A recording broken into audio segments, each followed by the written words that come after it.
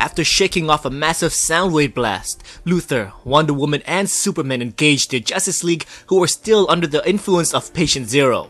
The Amazo virus has gained sentience and is now out to spread its influence across the world. They show very little interest in Wonder Woman and Superman, but Luthor, with the newest member of the Justice League, can be exposed and influenced by Amazo. Luthor will join them or he will die. Wonder Woman, knowing that their options are very limited, demands for Superman to trust Luthor and his plans. Luthor has only one more chance to prove himself. Wonder Woman engages the infected Justice League, but the Flash, with his super speed, easily overpowers her. Meanwhile, Superman arrives to give Luthor a sample of his blood in hopes that the billionaire could find a cure. The situation gets worse as the infected civilians has arrived and breached the walls of the emergency camp. The Flash continues to pummel the Princess of Paradise Island, but suddenly he gets blasted from behind and the Flash turns into a human popsicle. Steve Trevor and his army has enlisted the aid of Captain Cold to rescue the uninfected. Elsewhere, Superman holds off a horde of civilians while Luthor creates a cure from the Man of Steel's blood.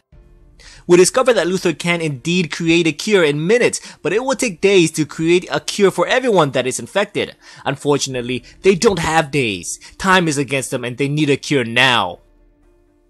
An unlikely team-up would present itself as Captain Cold and Wonder Woman battles back-to-back against their foe. Cold, without Superman's moral compass, blasts Patient Zero with his freeze gun, but to Wonder Woman's surprise, she notices that the other infected pause for a brief moment. Superman never used his freeze breath against the infected for fear that he would hurt the innocent. The Man of Steel, with his super hearing, now understands their weakness and leaves Luthor behind to target Patient Zero with his cold breath. He arrives in time and, with his super breath, Supes manages to freeze Patient Zero in place. The rest of the infected falls like dominoes and the battle is over. Days later, and the Justice League along with the rest of the population have been cured. Luthor's vaccine is being mass-produced and is being shipped around the world to contain this threat. But there is a new threat on the horizon. 3% of the cured populace has retained their powers. More metahumans are now free in the world. On the bright side, there will be more heroes. But light and darkness comes hand in hand and more villains will surely rise. Elsewhere, Patient Zero is held captive with Luthor and Superman looking on.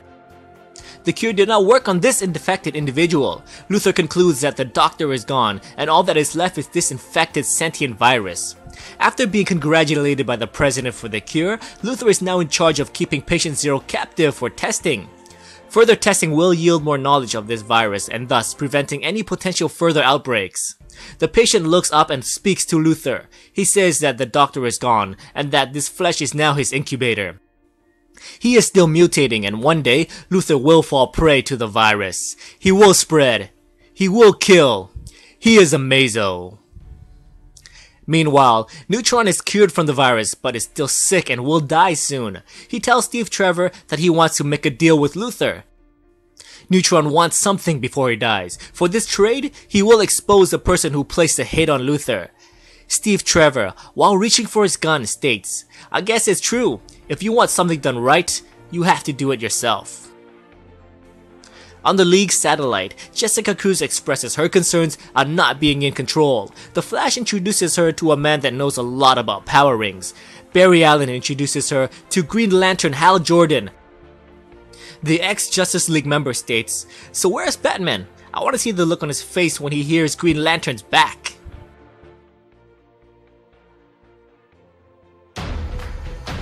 What's going on, guys? Welcome to Comic Island. My name is Joey and today we are reviewing and recapping the Justice League issue 39. So this is it, we have concluded another story arc for the Justice League. When everything is said and done, the everlasting effect this issue has right now is that more metahumans are born. We didn't get a specific number of how many were infected, but we know that 3% retained their powers. Too bad Batman isn't part of the 3%. Or maybe he is? Nah, I doubt it. Alright, so let's go over a few things that work so well for me. I love this twist that Amazo virus is sentient. It seems so creepy that Luthor has created life in a test tube, and now it found its way in this poor doctor. So we got the pre-Flashpoint Amazo as an android, but in the new 52, Amazo started out as a virus and now has formed into this thing. I love this scene where Amazo blocks Luthor's attempt at a blast and then he redirects the same blast back at him. So Luthor says that he got the okay from the president to do some testing on Patient Zero, but I gotta assume that Luthor will try to find a way to weaponize Amazo if he can. I can't imagine a future story arc where Amazo escapes and starts wreaking havoc for the Justice League again. Okay, so we got a very interesting scene with Steve Trevor reaching for a gun. We still don't know who placed the hit on Luthor, but from this scene, we gotta assume that Trevor was in on it and Neutron is now dead. I know this scene should be more of a reveal, but I'm not a fan of this character, Steve Trevor. And let's face it, we probably won't be too surprised when the person's identity is revealed. I'm still banking on Leland Luthor to be the mastermind behind it all though. We got some good Captain Cold action in this issue. Remember back in a few issues where Captain Cold had a private conversation with Mirror Master?